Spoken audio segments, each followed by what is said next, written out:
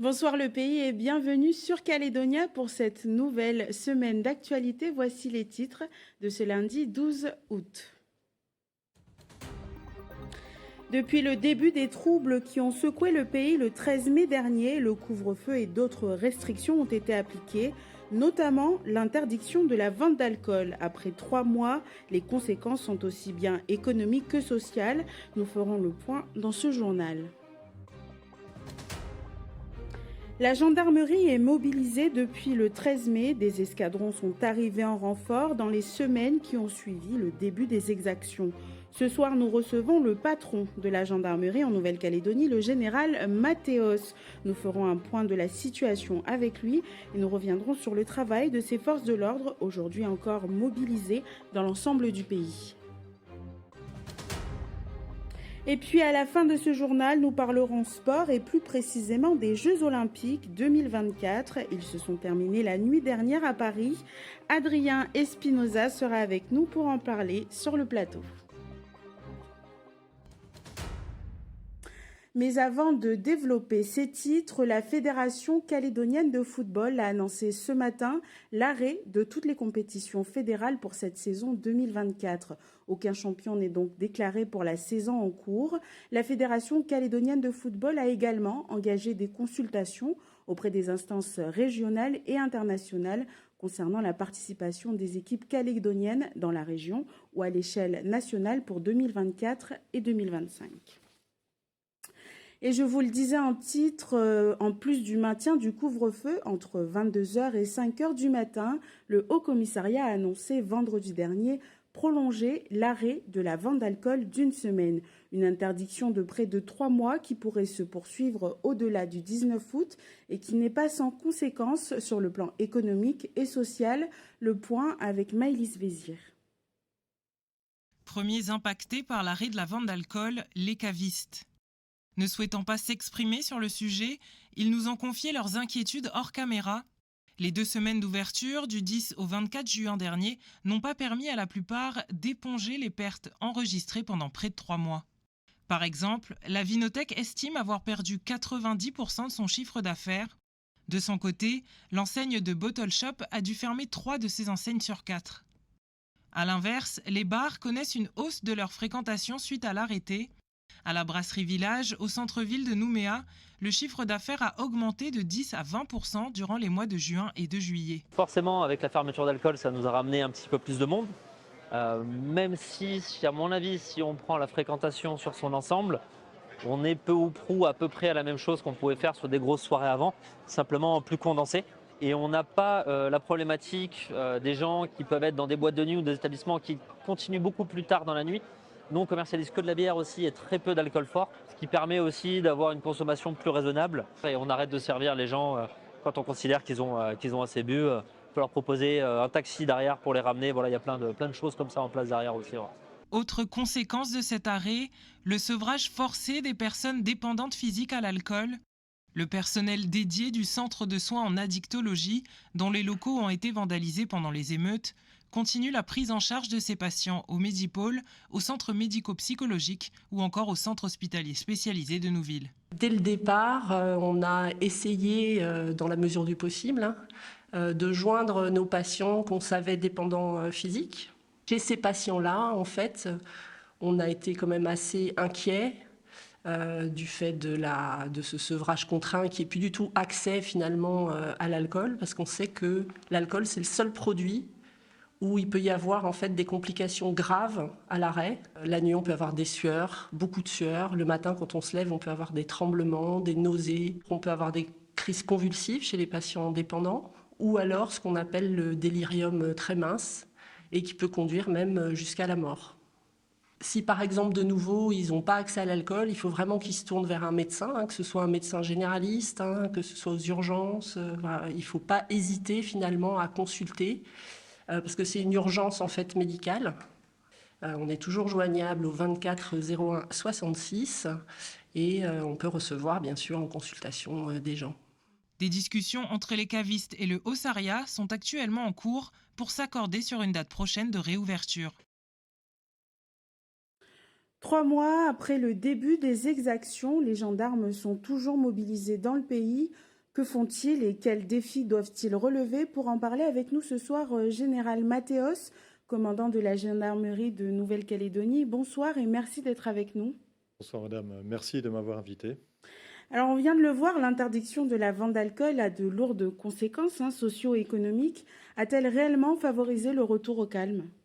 Oui, très clairement, c'est un des facteurs qui a permis ce retour au calme que nous appelions de nos voeux depuis le début de ces événements difficiles.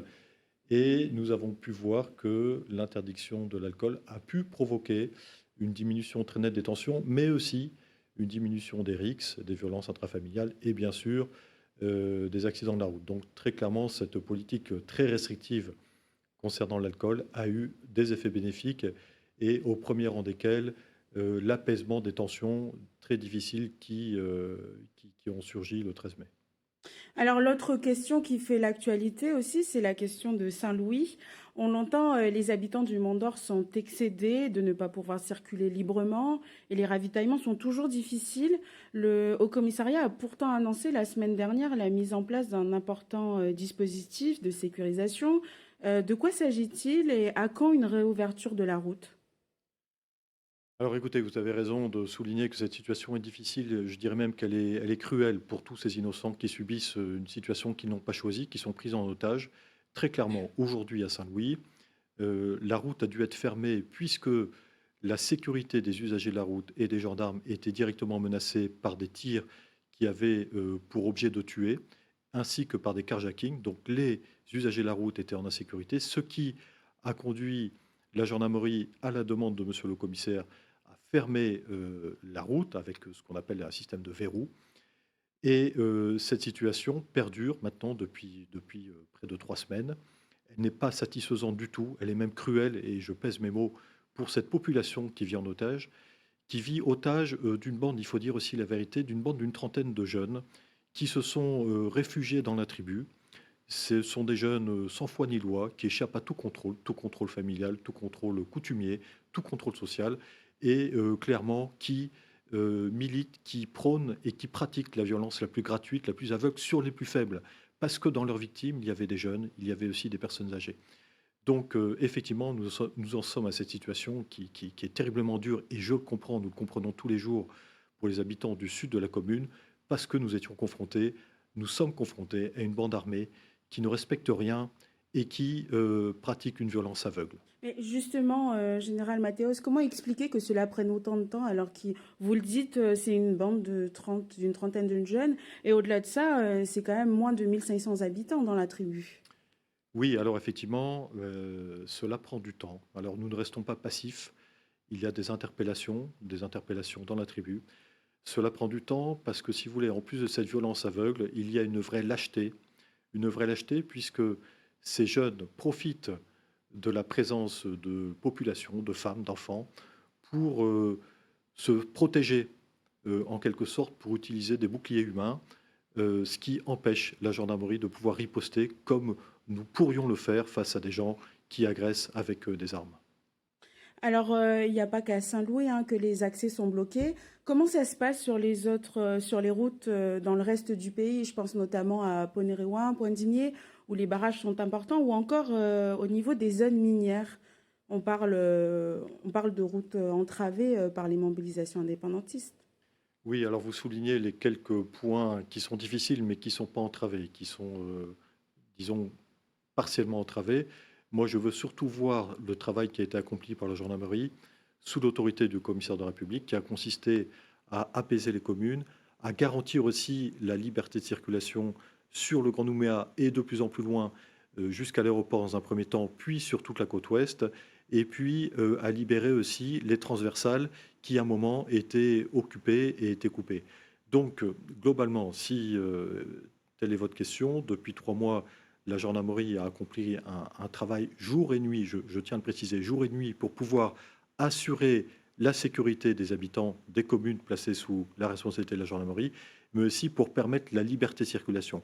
Et sur la question des mines, nous avons été mis à contribution pour pouvoir permettre à certaines mines de fonctionner. Celles qui étaient en état de fonctionner, en tout cas, ont pu reprendre une activité, alors je ne vais pas dire normale, mais ont pu reprendre une vraie activité parce que la gendarmerie a permis de libérer les axes et de libérer les accès à ces mines. Alors, Général Mathéos, on a parlé donc des routes entravées dans le pays, dans le nord, par les mobilisations indépendantistes, hein, mais il existe d'autres entraves à la circulation. Je vous propose d'écouter Maître Nguyen qui nous en parle et on revient juste après. Les entraves, ça peut être donc une entrave à la circulation, c'est prévu par le code de la route, mais également par le code pénal.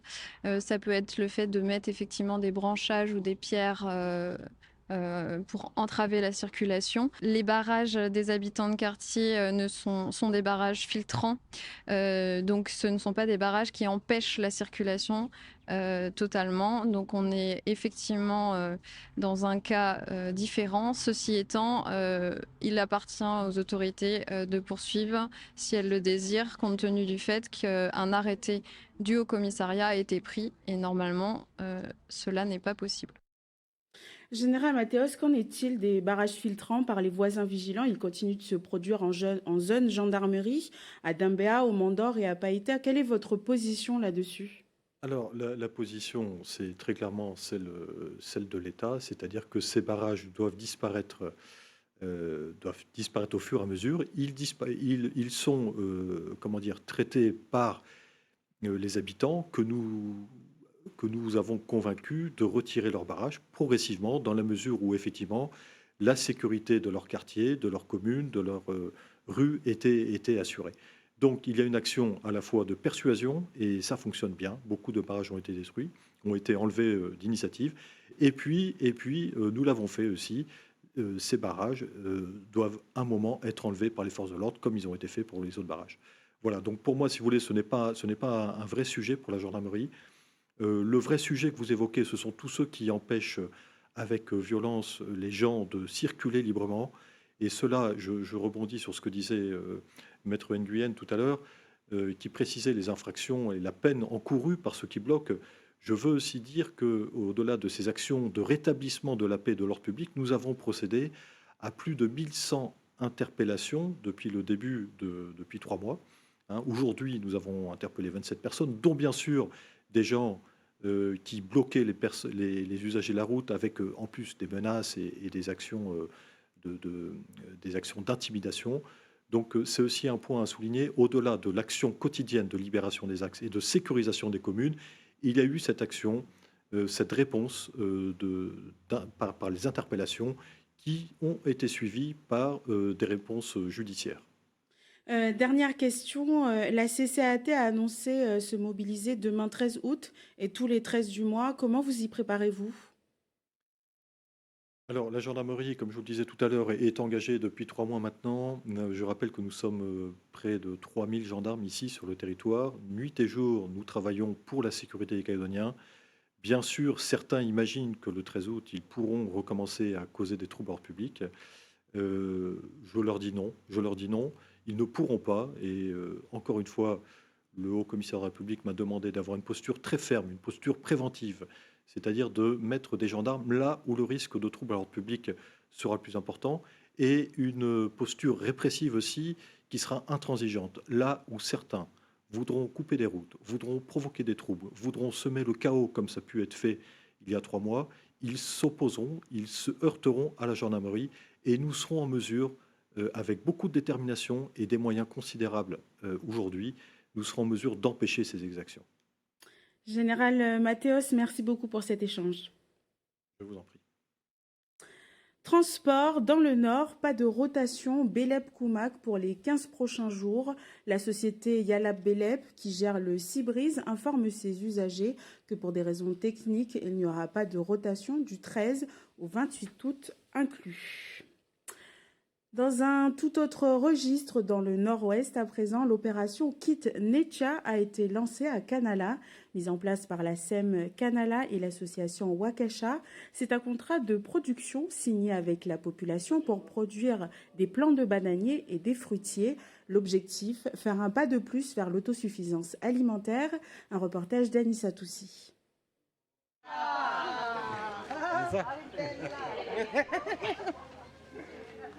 Le contrat de production, bonne livraison pour les 25 plants de bananiers Williams et 5 plants fruitiers. Monsieur Broquois.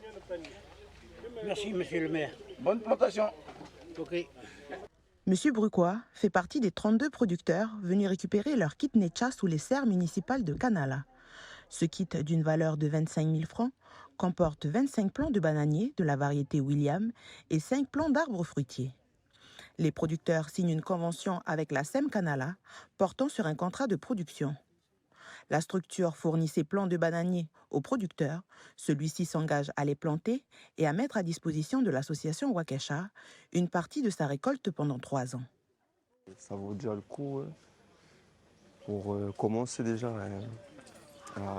mon projet d'agriculture. C'est une bonne variété. Parce que comme à la maison, il y a beaucoup de sortes de bananes, mais voilà, comme avec le Betty Top, ça a beaucoup impacté les bananes William. Lancée il y a 2 ans, cette opération ciblait auparavant les gros producteurs avec un quota de 50 à 100 plants de bananiers. Cette année, le kit a été réadapté au foncier des petits producteurs pour permettre à tous d'en bénéficier. Il faut que les gens produisent. Donc le critère, c'est simplement de planter, d'avoir une parcelle où tu puisses planter les 25 plants, les arbres fruitiers, et surtout revendre à la structure Waukesha pour qu'elle permette de revendre à l'extérieur. En fait, c'est de faire du développement local ici dans la commune à partir de ce que les gens ils ont et puis ce qu'ils produisent. Hein. Le contexte qu'on a vécu depuis le 13 montre qu'il y a nécessité de s'autosuffire. Donc c'est aussi ça le but de la chose. Près de 3000 plants de bananiers de type William sont mis en gestation sous ces serres. Ce sont des vitroplants commandés en France. Après inspection de la DAVAR à leur arrivée sur le territoire, ils sont élevés 6 mois ici avant d'être mis en terre. On a opté pour ce système de production car sur le territoire, le Benchy Top frappe toute la Calédonie. Les plants ils sont sains et c'est pour ça qu'on les fait venir de France. Entre 5 et 8 mois, ils sont bons à la plantation. Donc le plant qu'on sélectionne, donc, il faut qu'il soit 4-5 feuilles. Là. Ensuite, la hauteur, on va dire 15-25 cm. Cette variété de bananier est privilégiée car très productive et rentable en termes de vente. La structure compte relancer l'opération dans quelques temps, cette fois-ci avec des plants de poingo. L'actualité nationale et internationale, c'est aussi la fin des Jeux Olympiques 2024. Durant 2 semaines, les meilleurs athlètes du monde se sont affrontés dans la capitale française, Paris, dans de multiples disciplines.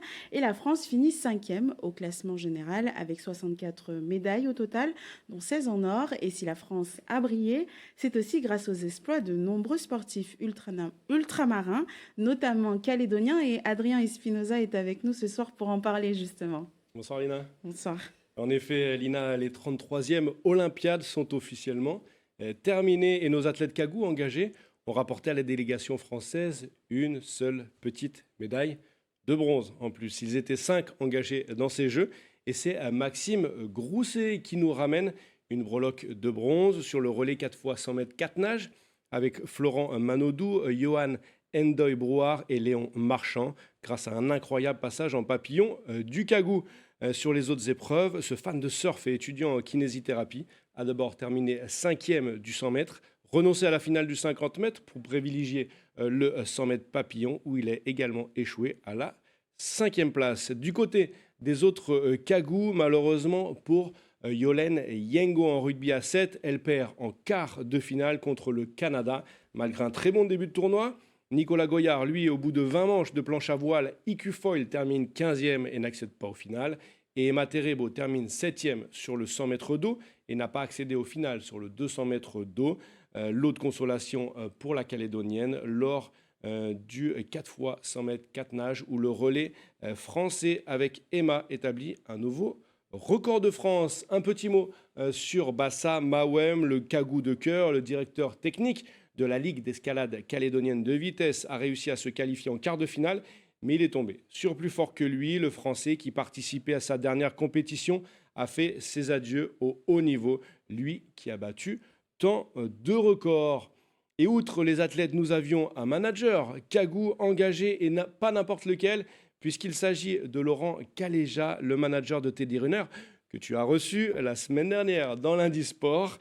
Il a su bien manager son athlète, puisque le Guadeloupéen, tu parlais d'athlète ultramarin, le Guadeloupéen réalise le doublé, champion olympique en individuel et par équipe. Allez, un dernier mot sur notre Kagou qui était également au jeu. Il s'agit de Marianne Brou, cette bénévole très connue des bassins calédoniens, a eu 2 rôles très importants lors de cette Olympiade. Bénévole au bord des bassins de la piscine olympique, puis juge-arbitre lors des épreuves d'eau libre. Et figure-toi, Lina, que je reçois Marianne dans l'Indisport dans quelques minutes. Elle nous racontera comment elle a vécu cette grande fête et toutes les stars qu'elle a rencontrées. Mais Adrien, alors on a parlé de cette clôture et ces médailles, c'est des Jeux Olympiques, mais l'aventure olympique continue puisqu'il y a les Jeux Paralympiques. Ça, il ne faut pas l'oublier. Exactement, Lina, place aux Paralympiques avec 3 Kagous engagés. L'un, l'inusable Pierre Fairbank en course fauteuil, Félicien Sciapo sur le 100 mètres et Vitolio Cavacava au lancer de poids et lancer du javelot. Nos 3 Kagous sont déjà à Paris. Ils ont d'ailleurs assisté à la cérémonie de clôture de ces JO car le drapeau bleu-blanc-rouge est passé des athlètes valides au handisport. Il reste à nos Kagous et aux autres, bien sûr, 15 jours pour être à 100% avant la cérémonie d'ouverture du 28 août. Et pour mettre ces athlètes en avant, beaucoup de sites grandioses de Paris vont continuer à vivre l'olympisme et j'espère nous porter chance pour engranger le maximum de médailles. Merci Adrien, on leur souhaite plein de courage à nos Kagous là-bas. Exactement. Alors nous, on arrive au terme de cette édition et donc je vous le rappelle que le couvre-feu est toujours de rigueur de 22h à 5h du matin, ainsi que toutes les autres mesures des restrictions et d'interdictions qui le sont également. Votre soirée Calédonia se poursuit avec bien sûr Adrien Espinosa qu'on vient de voir pour votre émission Lundi Sport. C'est à 18h30 et puis à 19h55, une série documentaire d'Éric Tourbe, Capitalisme américain, le culte de la richesse. C'est la fin de cette édition. Merci de nous avoir suivis et passez une belle soirée sur Calédonia.